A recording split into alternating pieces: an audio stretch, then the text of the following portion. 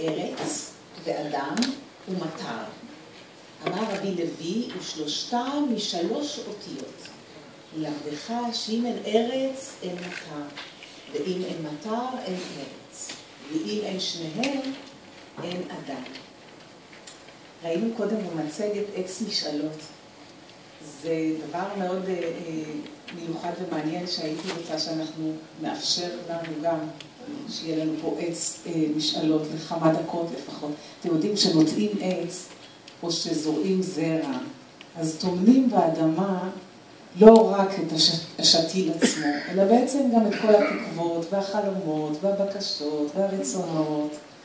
כי זה כמו ילד שרוצים שיוולד, ויש לנו כבר, אנחנו כבר מטביעים בו חלומות. אז ככה גם בנטיעת העץ. אז רציתי שאנחנו, יש לנו פה עץ. הוא קצת, הוא לא שתול באדמה בגלל שהעץ האמיתי שלנו שתול באדמה.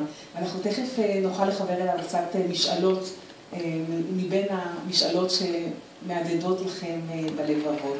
ואני רוצה ככה לקרוא שיר של אסתר רב, שהוא כל כולו משאלות. אני רוצה עצים יפים ולא מלחמות, וכתונת פסים ולא מדי צבא. לכל יקיריי אני רוצה גשם, ותלמים מוריקים, ובתים מלאים תינוקות.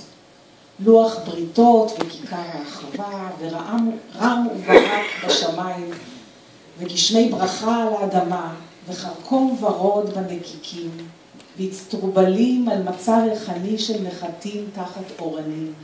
אפשר להריח, נכון? וצהלת בולבולים בעלבת פרדסים, ומפרסי שלום על ים התיכון. ותמרון סתיו של כריזנתמות לבנות בגנים, וכדורים אדומים מתגלגלים בשבילים, ושרבולי תינוק מאותתים שלווה על החדר. יש פרחים ופירות וכלי כתיבה, וכל מי שמעוניין מוזמן לבוא לכתוב ולקשור לעץ. לעלים האלה יש כבר חוט, רק צריך לקשור לעץ.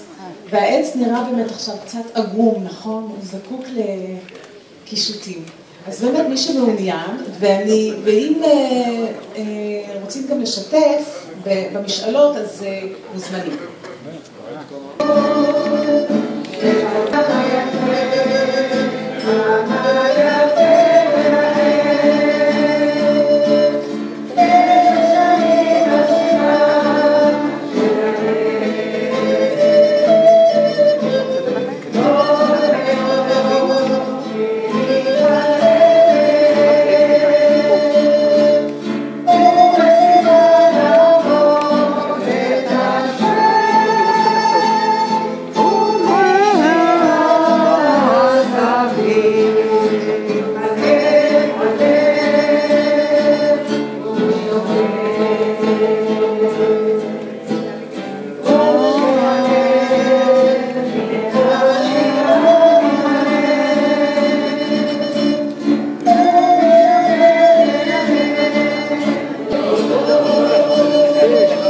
Thank you.